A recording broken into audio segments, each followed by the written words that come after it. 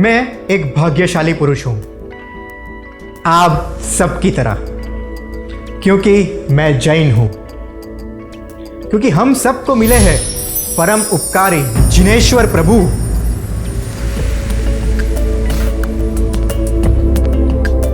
सही मार्गदर्शन देने वाले गुरु महात्मा,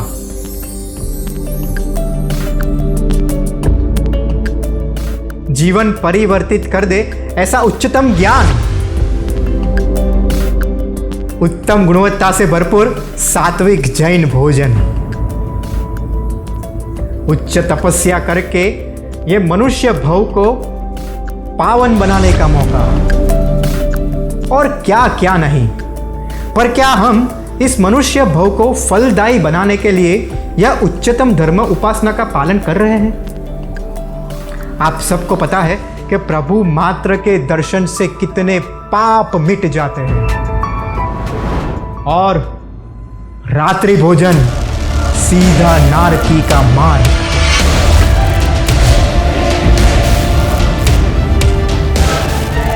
तो आपने इस भाग्यशाली मनुष्य भव को पुण्यशाली जीव बनाकर इस जीवन मृत्यु के फेरे से छुटकारा कैसे पाना है, यह सोचना बहुत जरूरी है।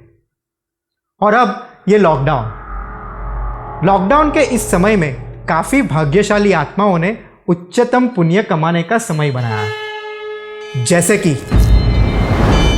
किसी ने धार्मिक पुण्य कमा के, तो किसी ने बहुत सारे विद्या और ज्ञान प्राप्त करके।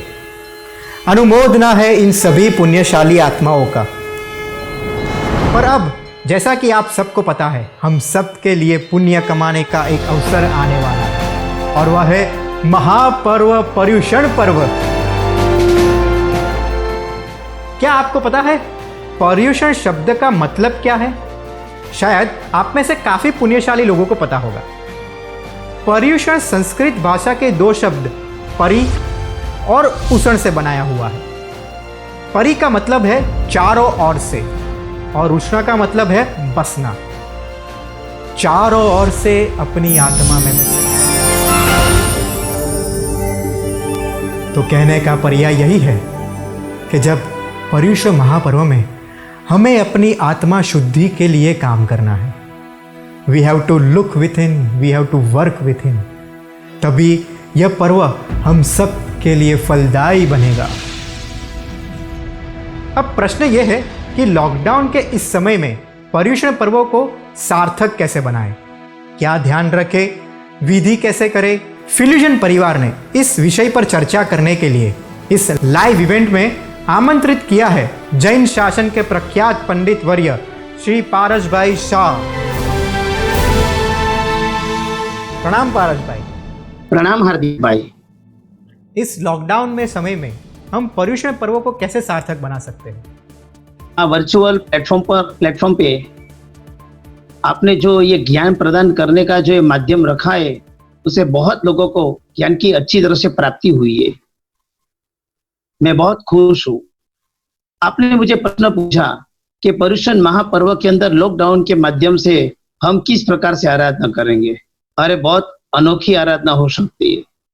ऐसा समय था हम उपाश्रय में जाके आराधना करते थे, मगर आज घर घर के अंदर उपाश्रय बन जाएगा, हर बिल्डिंग में उपाश्रय बन जाएगा, घर घर के अंदर धर्म की ज्योत बन जाएगी। क्या माहौल बन जाएगा। आज अभी अभी तो 1000 से ज्यादा लोग के घर के अंदर परमात्मा विराजित हुए। क्या भक्ति कर रहे, हर बिल्डिंग के अंदर भक्ति हो रही है। चाहे कितना भी लॉकडाउन हो, कोरोना चाहे कितना भी ताकत लेके हमारे सामने आए, वो चाहे कुछ भी बोले, आराधना धर्म स्थापन कर सकते हैं, अगर व्यक्तियों के आराधना के अंदर जो ज्ञान की ज्योत, धर्म की श्रद्धा और चारित्र के जो परिणाम है, उसको कभी नहीं रोक सकते हैं। इसीलिए यह बात पर्युषण की आराधना हर श्रावक श्राविका अपने घर के अंदर करेंगे, जो टाइम प्रतिक्रमण करेंगे, और व्याख्यान श्रवण के लिए अष्टानिका कल्पसूत्र के प्रवचन, ज्ञान विमल जी महाराज साहब के ढाड़िया, वो सब हिंदी गुजराती प्रवचन भी है। हर श्रावक घर के अंदर आराधना करेंगे। हम कहीं पर व्याख्यान में बोलते थे कि पहले तो कल्पसूत्र जैसे आगम ग्रंथ की वाचना महात्माओं के सामने होती थी, और वो वाचना भी वो खड़े खड़े सुनते थे। श्रावक श्राविका को कभी वाचना नहीं मिलती थी, मगर जब आनंदपुर नगर के अंदर ध्रुवसेन राजा के पुत्र का मृत्यु होने के बाद वो राजा शोक मग्न थे, इसीलिए वो राजा ने वहां पे गुरुदेव को विनती की, मुझे शोक में से बाहर निकालो। इसीलिए वो सब ये कल्पसूत्र कांचन लोगों के सामने आया और आज वापिस वो दिन याद करेंगे। कैसा भी एक दिन था, श्रावक श्राविका अपने खुद के हिसाब से आराधना करते थे। क्या करना है? उबाला हुआ पानी पीना है, टीवी का त्याग करना है, आराधना में जुड़ने के लिए चप्पल का त्याग करना है। चाहे मंदिर का दर्शन हमको न भी मिल पाए तो भी संघ के अंदर दर्शनीय प्रतिमा भी मिल जाए तो वहां जाके दर्शन करना है। मगर याद रखे, गुरुदेव के पास उपास में जाकर पचखान लेने की ज्यादा से ज्यादातर मेहनत मत करना, ताकि जैन शासन की वो एसेट्स है, वो जैन शासन की मूड़ी है, उनको आराधना के अंदर कभी भी विक्षेप न हो जाए, उनका पूर्ण रूप से ध्यान रखना है। घर के अंदर आमिल, एकाशना और उपवास की आराधना करना है। वही 28 का दिन वो बेला तेला की जो आराधना है वो आराधना करना है। प्रतिकोण भी एकदम शुभ भाव से करना है, समस्त प्रतिकोण वही माध्यम से करना है। मगर तब के पीछे पारना करना न मिले तो कोई अफसोस नहीं करना है। और हमारे गुरुदेव कहते, अफसोस को कभी आसन मत दो, अभिलाषा रखो, अभिलाषा से बहुत आगे बढ़ोगे। मगर एक बात मैं कहना चाहता हूँ, यदि किसी को प्रतिक्रमण नहीं आता है तो इलेक्ट्रॉनिक माध्यम प्रतिक्रमण करने का चेष्टा मत कीजिएगा, जो आता है उनके पास जाके कीजिएगा। यदि कोई कराने वाला नहीं है तो गुरुदेव को मिलकर एक ऐसा आप माध्यम देख लेना जिसके अंदर भरेश्वर जैसे सूत्र है, सकल तीर्थ जैसे सूत्र है, बंदितु जैसे सूत्र है, एक अच्छामी ठामी कौशकम जैसे कोई सूत्र है, 7 लाख बोले पहले प्राणातिपा जैसे सूत्र है। वो सूत्र पढ़कर आप उनकी अच्छी तरह से आराधना कर सकते हैं, ताकि मिच्छामी तुक्रम देना, जीवों को न करना, 84 लाख जीव की योनियों के साथ क्षमा याचना करना, 18 प्रकार के पापस्थानों को शुद्धि पूर्वक अंतःकरण से माफी देना, वही हमारा प्रतिक्रमण का उद्देश्य है। और पूरे प्रत्येक पुरुषन का महा उद्देश्य है क्षमा याचना। क्षमा तो देना ही देना है, हर जीवों को क्षमा देना है, हर व्यक्तियों को, हर 14 रात्रों के पूर्ण रूप से सब जीवों को क्षमा देना, वही हमारा एक आंशिक और आंतरिक कर्तव्य है। वो कर्तव्य को ही पालन करना हमारा नैतिक फर्ज है। इस प्रकार से यह बार हम सब श्राविकाओं अपने घर में बैठकर, हमारे खुद के बिल्डिंग में रहकर, हम सोशल डिस्टेंस को बनाकर अपनी खुद की आराधना इतनी ऊंचाई हाइट पे लेके जाएंगे।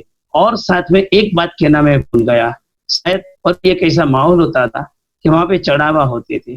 संघ की कोई भी व्यवस्था हो, चढ़ावा शायद नहीं भी हो पाए तो भी हमारा कर्तव्य है संघ को हमारे से जो भी राशि हो सके वो राशि प्रदान करना। हमारे साधारण खाता, हमारा साधर्मिक भक्ति कर्तव्य, हमारा व्यावच्च खाता और हमारे देव द्रव्य के अंदर वार्षिक जो हमें चढ़ावा रहते थे उसके अंदर जो भी राशि देना है हम सामने से जाकर यथाशक्ति हम सब करेंगे। इसलिए हमारा संघ हमारा है, उनकी भक्ति करने में हम कभी कोई कचास नहीं करेंगे। इसी प्रकार से वर्तमान युग में हार्दिक भाई आराधना हो सकती है और पुरुषोत्तम महाप्रभु की आराधना हर घर के अंदर देखो, उपासना की ज्योत लगेगी, रात को भक्ति भावना होगी, सुबह शाम प्रतिगमन होगा, उपवास की आराधना होगी, आंबिल एकाशना होगा और वह व्यक्ति दूर बैठे हुए भी अपने अंतःकरण से हर घर को उपाश्रय बना देंगे। यही माहौल, यही महोत्सव हमारे जीवन की परम कल्याण मार्ग एक सेतु बनेगा और वही मार्ग सेतु हमारे मोक्ष मार्ग का एक कारण बनेगा। यही भावों के साथ मैं हमारा वक्तव्य पूर्ण रूप से रखता हूँ।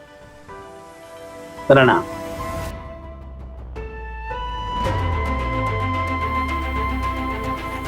थैंक यू सो मच पारस भाई। फिल्यूशन परिवार आपका इस जानकारी के लिए आपकी अनुमोदना करता है।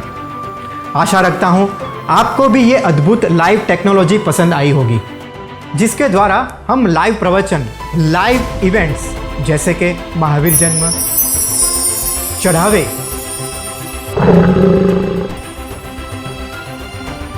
लाइव टॉक, धर्म ज्ञान और हाँ, ये पूरे प्रोग्राम का संचालन आप अपने पसंदगी का संचालक के साथ करवा सकते हैं। आपके इवेंट्स को अद्भुत रूप देने के लिए जरूर संपर्क करें। फिल्यूशन, जिनाज्ञा विरुद्ध कुछ भी कहा हो तो मिच्छामि दुक्कडम।